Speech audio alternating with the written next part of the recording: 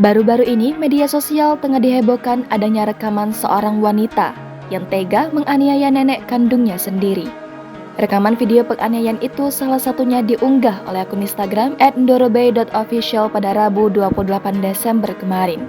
Dikutip dari keterangan unggahan tersebut, diketahui kejadian ini terjadi di Kampung Gandasoli, Desa Cikidang Bayabang, Kecamatan Mande, Cianjur, Jawa Barat pada Rabu 28 Desember kemarin.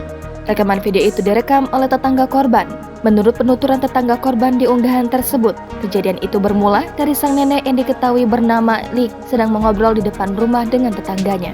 Nenek yang terlihat sudah menggunakan tongkat untuk membantunya berjalan itu diduga membicarakan cucunya yang keluar rumah dari pagi hingga lupa tanggung jawab di rumah. Merasa tak terima ucapan sang nenek, sang cucu yang diketahui bernama Api, wanita yang tengah menggendong bayi tersebut, memarahi sang nenek hingga ditenangkan tetangganya. Mendengar cucunya terus memarahinya, sang nenek pun pergi.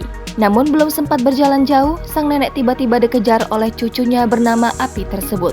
Ia kemudian sambil menggendong bayinya, menjambak rambut sang nenek dengan keras hingga terbanting dan membuat keduanya terjatuh. Sontak, rekaman video ini pun menuai beragam komentar hingga membuat murka warganet.